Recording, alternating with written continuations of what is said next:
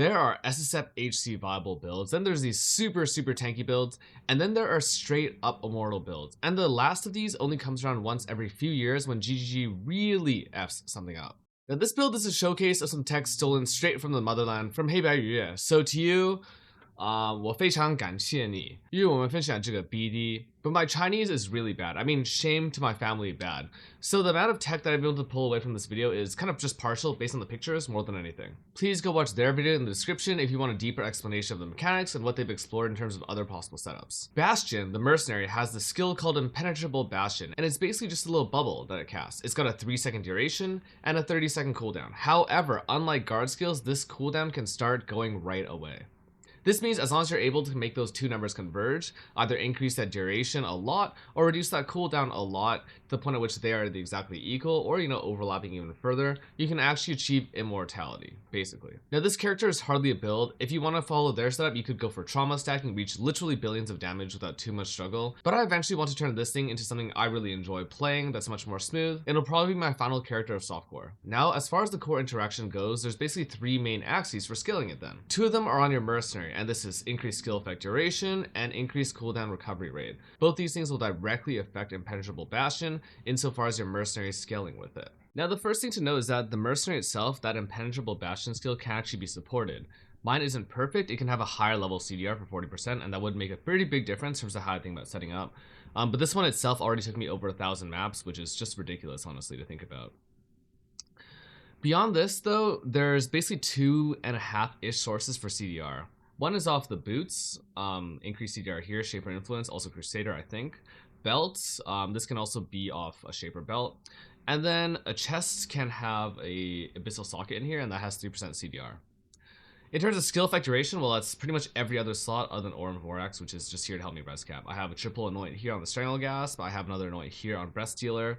Blood Price even has the implicit from that weird helmet thing.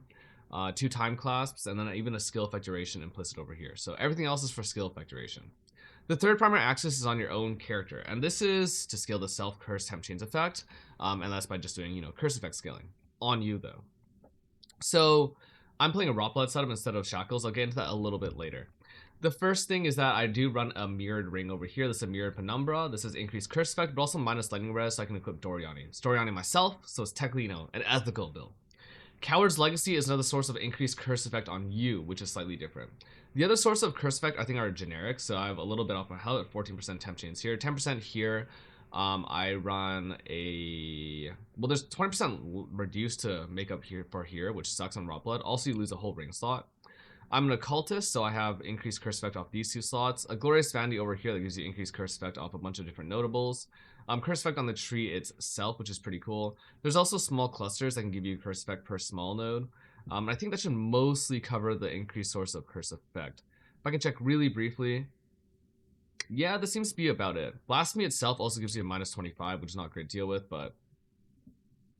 And you'd ask yourself, okay, why Raw Blood? Why not just play Shackles, Hexmaster? It's actually much easier to hit a threshold at which, this number never hits 0. And I also have a little bit of overlap. This is so I can equip a shield. If you don't equip a shield, you'll make it so that he only uses impenetrable bastion. He won't ever attack. And this means that he'll pretty much, you don't really need to be too tight or too loose, I guess, too much leeway in terms of the cooldown. He'll just cast it non-stop, right? That's fantastic. Now then, why Raw Blood? So when I was testing this out, I realized that I was dying a lot, and I couldn't really figure out why. And I was in Simulacrum, and there's like this wave that just says like, curses, enemies curse you, or something on hit. And then I read this old article that someone kept linking me about curse priority. And in essence, your curses can be overwritten, right? And I don't really think about that as a huge problem usually because, I normally go for curse immunity. But when temporal chains gets overwritten, this is a huge problem. Mostly because the temporal chains will come from a monster, like a rare monster. And then that monster will curse you. That will have a finite duration now. And then that monster will die. And then when that monster dies, your temporal chains will fade out. And the moment that temporal chains fades out, unless you reapply your curse right away, your impenetrable bastion will start taking down much more quickly. So that's a huge problem. That's why we're going for Raw Blood. Raw Blood also opens up your glove slot, which is, not a bad thing. In high-end content, Soul Ascension is really popular. I know the armor stackers use it for Valdo. So if I end up starting to kind of push that more, then I will go for that. Like, I will appreciate that more. Finally, I want to talk about 3 caveats to this thing. Firstly, you're not invincible if your merc dies. If your merc dies, the bubble runs out and you die. That should be pretty simple. So merc survivability is definitely something I'll still need to retool over the course of time.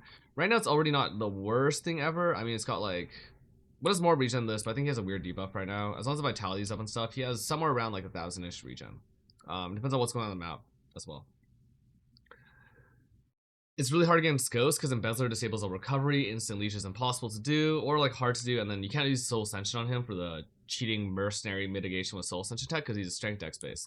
The second thing, Temporal Bubble screws this build hard. Not super hard in that you would die instantly, but it will make it so that the next cast from your merc will be on a massive cooldown because Temporal Bubble has massive reduced CDR. Now, if you see Temp Bubble appear and you're running like a void map, say, what I would do is see this tick down and then leave and then come back. As long as your merc hasn't casted the buff while he's in Temporal Bubble, it won't be a problem.